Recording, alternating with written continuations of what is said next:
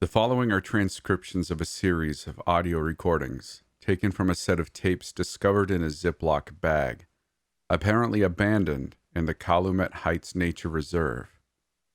These tapes were apparently copied from master copies kept in an unknown location.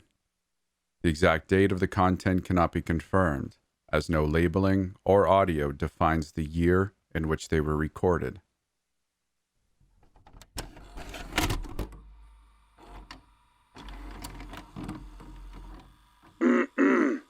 Check. Yes, this is Agent Carter Bennett, assigned to case number 446A. The date is September the 3rd. This is the first of a series of information gathering interviews pertaining to Class A occurrence, event code 23. Interviewee 1 is Mr. Samuel Taylor. Yeah, good to meet you again, Bennett. Sam is fine. All right, Sam it is. You work as a search and rescue operator, is that right? Yeah, that's right. I work as a volunteer firefighter and as a search and rescue worker specializing in mining accidents and cave-ins. Was in that line of work for almost a decade, actually. Was the first one in during the Roush coal accident a few years back, if you remember any of the news about that. And you and your team were the ones called to investigate the disappearance of Eric Green. That's correct. Though we weren't the first ones called. The neighbors had rung the cops to do a wellness check, and they hadn't seen the guy for a few days and couldn't get an answer from him when they knocked on the door. Apparently the police sent a squad car over and the officer had gotten the door open, and that's when they called us, which struck me as strange right off the bat. And why's that? Well, once the station called in the address, my team and I were all confused. They were requesting a search and rescue operation from a team that specialized in industrial mining accidents to take place right in the middle of a suburban neighborhood. I mean, of course, once we got on site it made sense. The officers led us on site through the perimeter they had set up and led the team to the front door. Once we opened it up, we saw it. The entire ground floor of the house was gone. The floor just dropped away into darkness below. The floorboards that were still attached around the edges of the pit were just splintered planks hanging over the edge. Made me think of a mouthful of teeth. Would you call it a structural failure? Nah, nothing like that. Looked like a sinkhole to me. A damn big one. Those things aren't terribly uncommon around this region. Limestone gets eaten up all the time. Not to mention there had been a pretty nasty storm a few days before we got the call. Could have been the final nail in the coffin for the stone ceiling under the house. Never seen a sinkhole that big around here, though. Never seen one that damn deep either. Looking down from the doorway, we couldn't see the bottom, just darkness below. And the edges of the hole, the stone was so smooth. It felt bad to look at it. Team wasn't too hopeful we'd find Mr. Green alive. It would have been a hell of a fall if he was down there. But we suited up just the same and got our gear ready to repel. God, I wish we had never gone down there. Please, take your time, Sam. I understand this can be difficult. How many of your team entered the sinkhole? There were 3 of us. Gina, Thomas, and myself, we went below.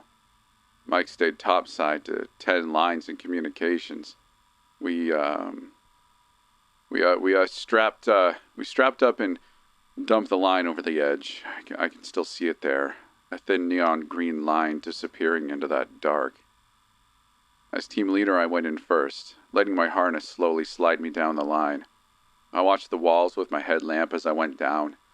Not a crack or ridge in sight, just a smooth surface all the way down, like dark gray porcelain. Never seen stone like that before, Agent. Never.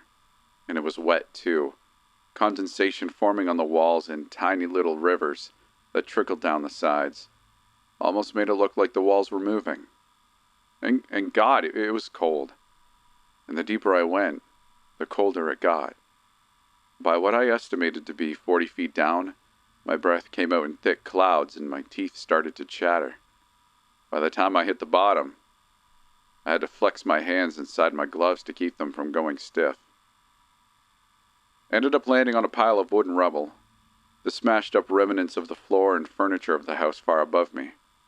Judging from the coil of line that rested on bottom, I had hit solid ground nearly 100 feet below the surface.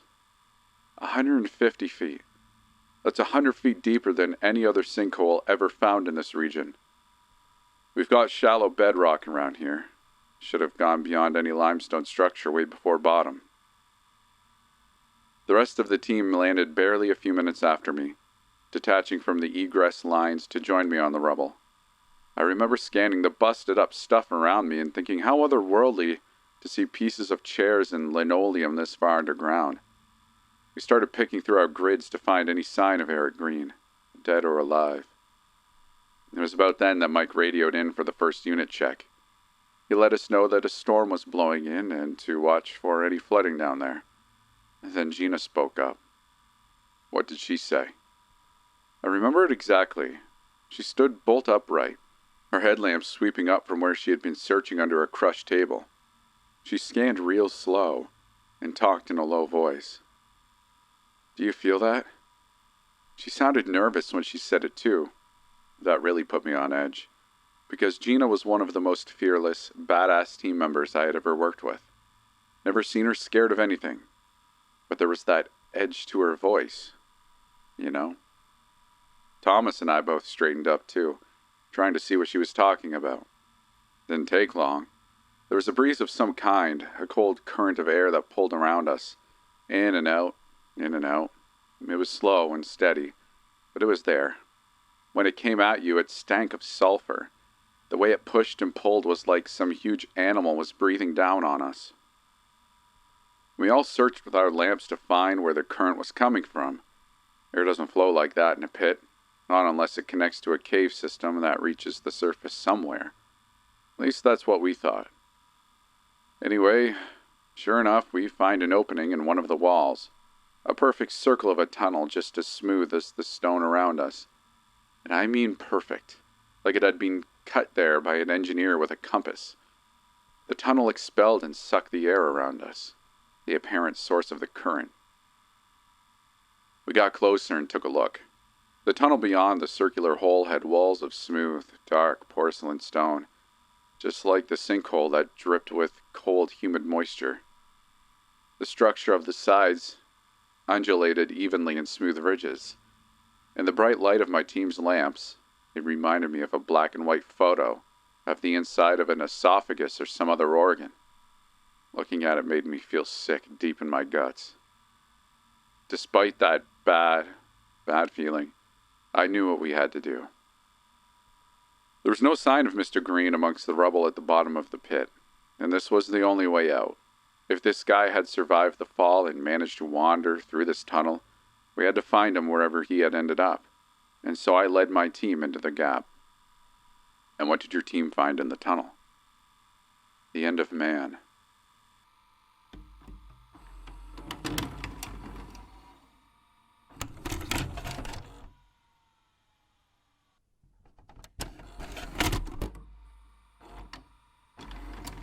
This is Agent Carter Bennett, continuing information gathering interviews for case number 446-A. The date is September 3rd. This is interview number 2. I'm here with, Miss Janet Fry. I'm sorry, Miss Fry. Could you speak into the microphone? Yeah, sure, whatever. Can we get this moving? I'm ready to get out of town. Don't worry, I'm not going to cross state lines or break parole or nothing. Just gotta get away from here. You're not a normal kind of cop, are you? No, ma'am, I'm not. Man, yes, of course. I will try to keep this conversation as concise as possible. To start off, could you please tell me where you were around 10 p.m. on the night of August 28th? Yeah.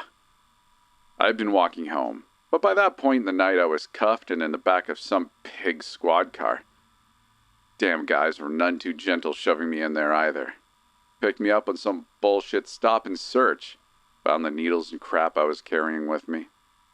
No, Miss Fry is referring to Officers Daniel McVernon and Andre Holmes. Refer to document 33 for detail on law enforcement involvement in the incident. My apologies for interrupting. Please continue. Uh-huh. Honestly, in a weird way, I was kind of glad to be in the back of that car. The rain had started coming down pretty damn hard at that point, and it was getting nasty cold out. The storm had blown in out of nowhere earlier in the day and had only gotten worse. Not to mention I had a real bad feeling the whole time I was walking back to my place. A bad feeling? Would you mind elaborating on that? Sure. It was one of those that makes you feel sick to your stomach for no reason. The kind that makes your neck prickle and your chest squeeze in on itself even though you don't see nothing wrong. It was a real heavy feeling. It pressed down on me, getting worse as the night went on and got darker. You know, operative, or whatever the frickin' word is. Oppressive? Yeah, that's the one. Oppressive. Like something is tightening around you and there's nothing you can do to get away. So anyway, I'm in the back of the squad car and we're driving towards downtown so this asshole can throw the book at me. The cop's driving real slow on account of the storm, which is just pissing rain at this point, coming down in heavy sheets that make it hard to see any more than 5 feet in front of the car, and beating on the roof like a bunch of tap dancers wearing combat boots. His partner keeps messing with the heater like he can't get himself comfortable. It's probably 10:30 or so and we're halfway to the station when these calls start coming in over the radio. They start off slow, the lady down at dispatch just doing her thing, a call coming in maybe every 9-10 minutes. Possible break-in at 2445 Poplar Avenue, any units nearby, please respond. Please be advised. Blackout reported on the 300 block of 235th and Ditch Road. You know, kind of normal crap like that. But then the calls keep coming in faster and faster, like the station is getting flooded with calls. And they keep getting weirder, you know, like the kind of stuff that happens once or twice a year, not over and over again all in the same night. Frig's sake, I can still hear the lady at dispatch's voice calling these things in. Phone must have been ringing off the hook down there. She started to sound so stressed and, honestly, scared to death. Can't say I blame her. I remember her calling in stuff like reports of unidentified lights and sounds from the woods on the east side of town, requests for animal control to help with household pets that had gone feral. Just going nuts, you know? Calls for wellness checks came in a dozen at a time, all of them asking for the cops to check on neighbors whose doors were just hanging wide open and no lights on inside. There was this one lady who called in and said she had seen something big moving in her backyard. Her husband had taken his gun outside to check it out to make her feel better. He just never came back. By this point, the cops in the front seats had started to look at each other kind of nervous-like, and that nasty, oppressive feeling is setting into my chest again. Then the sky lights up in these bright white flashes, strobing above us like chain lightning. That light was so bright, everybody in the car jerked their heads down and covered their eyes. I could see the flashes through my eyelids. The cop in the driver's seat slams on the brakes, and we skid to a stop in the middle of the street, just idling there in the rain as both policemen kind of peer out into the storm to see where those flashes came from. It hits all three of us in the car all at once. Even though this storm is right on top of us, no thunder came after the light. So these cops decide to get out and take a look at whatever the hell is going on, and all the while I'm sitting in the back just begging them to stay in the car and keep driving. I mean, when a girl who just got found with a felony amount of heroin stuffed between her tits is asking you to keep hauling her to the police station, you know something isn't right out there. They don't bother listening, of course. Flipping on the reds and blues and stepping out into the pouring rain, I just sit there in the back looking out into the dark. I can't see a thing through the windows. Just sheets of rainwater crashing into the windows and rolling down in waves, getting lit up by the lights of the police car. The cops are just two dark shapes on either side, but as they step away to have a look around, they just disappear. And how long were the officers away from the vehicle? Could have been more than 5 minutes. Felt like it stretched on for an hour, though, sitting there in the dark alone, listening to the lady at dispatch calling more missing people reports. Then all of a sudden there's that bright flash again, and a big dark shape smashes into the left side of the car by where I'm sitting, bashing into the window hard enough to crack it in a million places. The shape bounced off, leaving a black smear that ran down before being washed away in the rain. I'm screaming at the top of my lungs as the driver's door swings open and one of the cops dives in, soaked to the bone in rain. It's the kid who was in the passenger seat before, and he's pale as a damn ghost. He slams on the gas, and all of a sudden we're blasting down the street. We're both screaming over the engine roaring and tires squealing, and we're fishtailing all over as he tries to drive through the storm. And that's when I see that this kid is missing 2.5 fingers on his right hand, just bleeding all over himself. His arm looks like somebody took a knife to it, real deep cuts slashed all up and down his skin. So I start yelling like, hey, what's happened? What happened? Where's the other guy? And he's just screaming back, he's gone. God, it was like a nightmare. A bad dream, you can't wake up from. We drove out of town, and the cop didn't stop, driving through red lights and past stop signs, didn't slow down once. Sped past the turn he needed to take to reach the station and turned off his radio. Kid was terrified. I looked out the back window after we passed town limits, out in the pine forest to the north along State Road 14. Couldn't see a thing through the sheets of rain that crashed against the glass, and the woods were black as the sky was. Every once in a while that white light would strobe in the distance, over where town was a few miles away, kind of reflecting in the rain. Still no thunder came after it. For a second I thought I saw something moving in the lights, something big and dark in the sky. Couldn't tell through the rain, but it made me feel sick to my stomach just the same. All of a sudden, the cop driving the car skids to a stop again, killing the headlights and engine. We're just sitting there in the dark for a few minutes, the rain pounding around us. The driver is shivering in his seat and making these awful sounds when he breathes, just quietly groaning and rattling and spitting phlegm. He didn't say another word to me. He opened his door and got out. I begged him not to go, and I really did. But he just looked at me, this awful, oily black stuff running out of his mouth and eyes like drool or snot. God, his eyes had a look like he was in agony. He locked the car doors and threw his keys on the driver's seat, slamming the door and locking me in and himself out. Damn. I screamed for him not to go, but he just turned and ran off into the woods beside the road, sprinting in this horrible way like an animal that's sick or hurt. He just disappeared into the dark, in the rain, and I was alone. Just alone.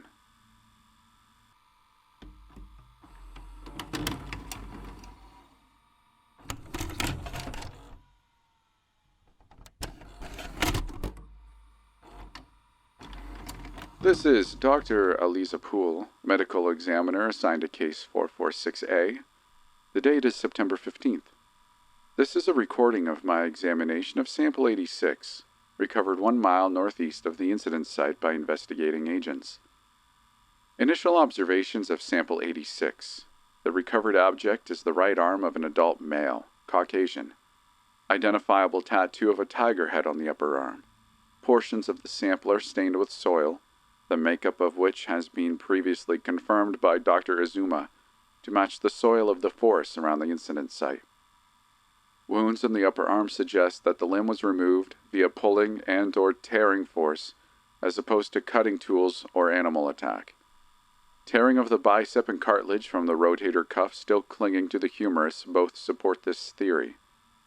The limb was forcibly pulled off the body. The forearm bears deep cutting wounds, almost all of which cut deep enough to expose bone and deep muscle tissue. These mutilations are identical to those that could be inflicted by a razor or scalpel, though the location and spacing of the wounds would suggest they had been inflicted by a large animal. The hand of sample 86 is missing both the ring and pinky fingers, as well as the middle finger from the intermediate phalange up. These missing digits bear wounds similar to the cuts on the forearm, as if they had been amputated with a surgical scalpel or other extremely sharp blade. It's also strange. I've never seen wounds like these. All wounds borne by the sample bear protruding growths of an unknown origin. Where the flesh opens, the growths press out, very similar in appearance to thrones or branching quills. The growths range in length from 3 to 14 inches, the longest of the quills protruding from the severed fingers and the shoulder joint, where they had presumably extended into the body. These spines, when examined under a microscope, bear multitude microscopic barbs and serrations, as well as a hollow tip like a hypodermic needle or blood vessel. The barbs are extremely sharp, as discovered by the agent who recovered the sample, who has since been placed in isolated quarantine for further observation. Another of these quill spines, broken off at the base, was recovered within the boundaries of the incident site and catalogued as Sample 11. Sample 11 underwent chemical analysis in Dr. Azuma's lab. His findings indicated that they are composed of an unknown compound, not previously discovered anywhere on the planet. The compound is primarily silicone-based, but contains elements of an unknown nature and structure. He is awaiting further testing. I am opening the arm now for an internal investigation. Okay. Incision complete. Pulling the tissue aside. Oh. Oh my God. The cardiovascular system of the limb has been entirely compromised by the growths. God, the veins and arteries are clogged full of the black substance, semi-solid within the limb, unlike the quills that press outside the tissue. The semi-solid fluid is black with an oily sheen. The larger blood vessels are completely filled with it. The walls of the arteries are punctured through by tiny barbs, like you might see on a plant burr or sea urchin, pressing into the surrounding flesh, which is heavily inflamed. There are so many of these little spines stabbing through the arteries. They look as if they've grown stiff hair or bristles. The black fluid appears to be reacting to something, possibly exposure to lighter oxygen. It's moving. The veins are undulating and writhing. It looks like a nest of snakes slithering in the meat of the arm. The limb itself has started to move, apparently puppeted by its own blood vessels. The little burr spines are twitching, clicking together and making tears in the surrounding muscle tissue. Wait, it's growing. Oh, holy crap, it's growing. More full-sized quills have begun growing from the incisions I have made. They form faster than I could have ever imagined. No, that's enough. Too much. The fluid and quills have grown enough to begin spilling over my examination table. No, I am ending this dissection. This sample must be contained. Wait. What the hell is... Security! Security! Security, I need containment. I need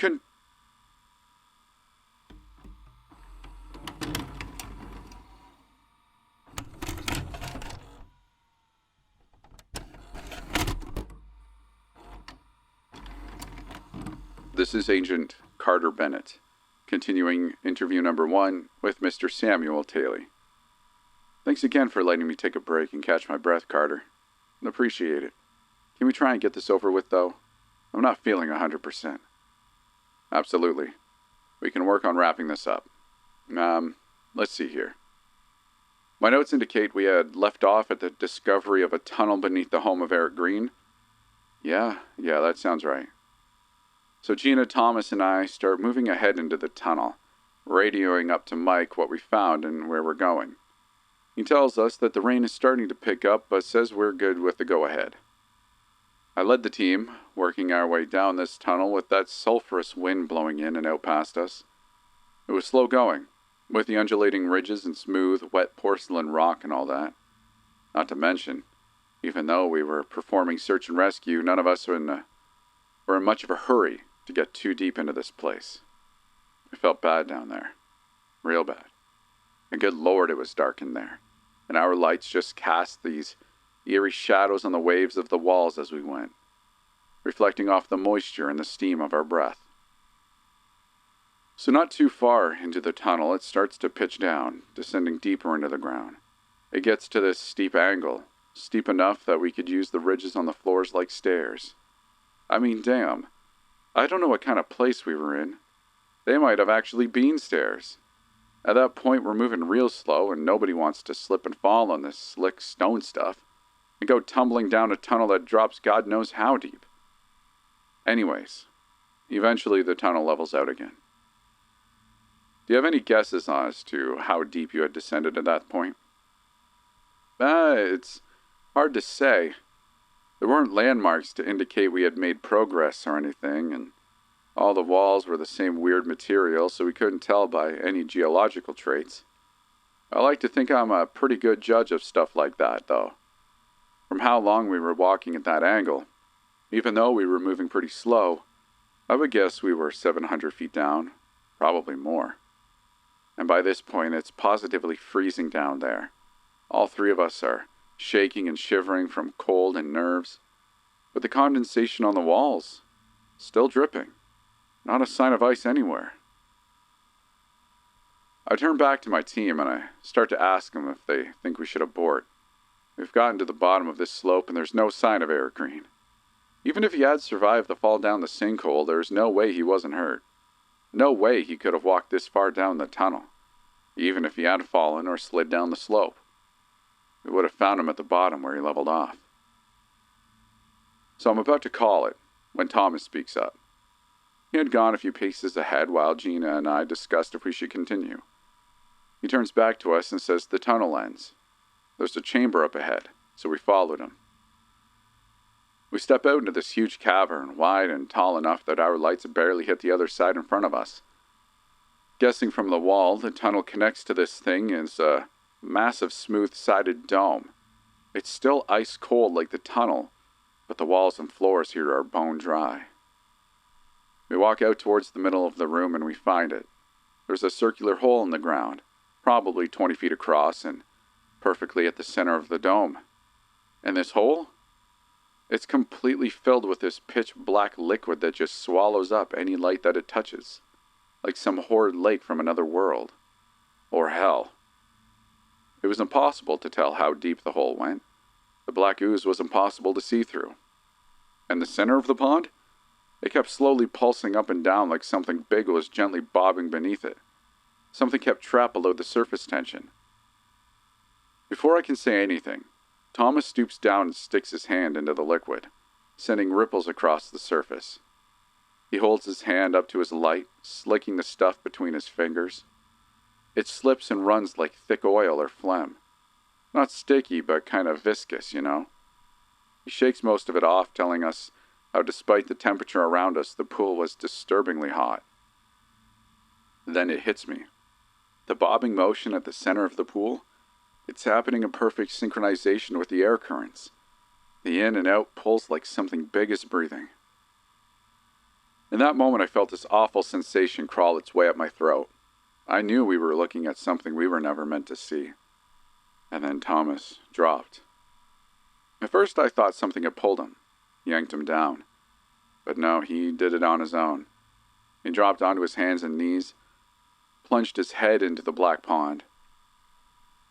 Gina and I rushed over to him, tried to pull him up, but he wouldn't let us. He held himself down there with the strength of a madman, barely budging when we pulled. And that's when I noticed his throat, his head under the surface, the muscles of his neck contracting rhythmically. He was drinking. My God, he was drinking this stuff. Suddenly he reared back, taking a huge gasping breath and throwing Gina and I off of him. His face was coated in blackness, dripping from his nose and lips and flooding his open eyes. His stomach had bloated beneath his climbing harness, like a castaway who had drank too much water upon rescue. Then he plunged his head down and began drinking again as Gina and I started to scream. We heard it then, a muffled, wet, popping noise, when Thomas reared up again for another breath. Blood and black fluid was pouring from his throat, and eyes in a torrent of vomit. As he crouched on all fours, the seat of his pants suddenly bloomed with crimson wetness, followed by black filth. Thomas had drunk enough to burst his stomach, and still he gulped from the pond. I was shocked. I pushed myself away from him. What else could I do, Carter? God, the noises his body made while his organs flooded and popped? Oh my God.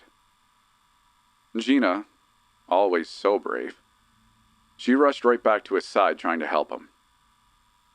The next time he brought his head up, he wasn't fully Thomas anymore.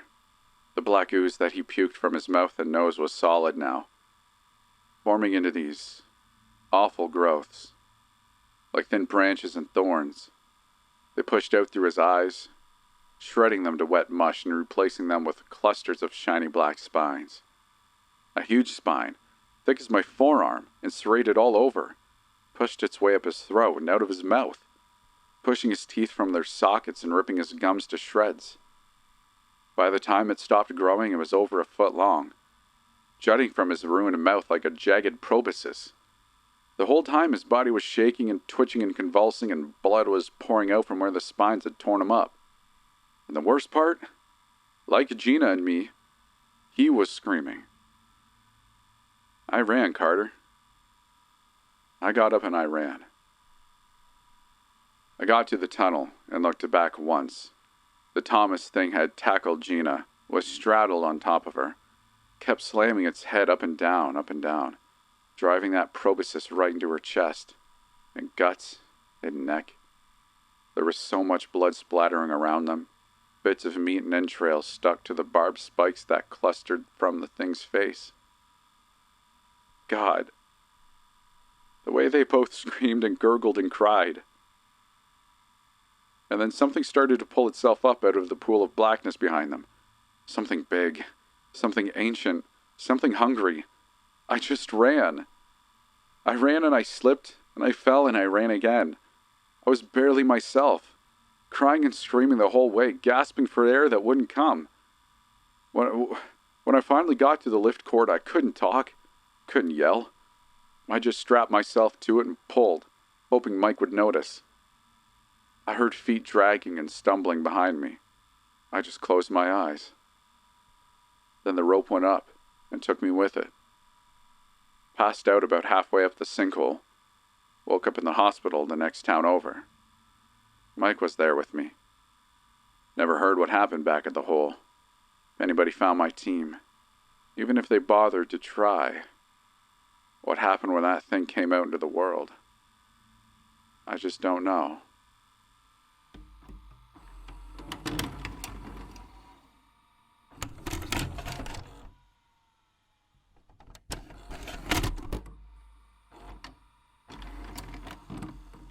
This is the end of the tapes recovered at Calumet Heights Nature Reserve. It is still unknown who abandoned these tapes, where or when the events described occurred, or the full extent of the incident. If you or anyone you know has information you believe pertains to this incident, please come forward to assist in further investigation.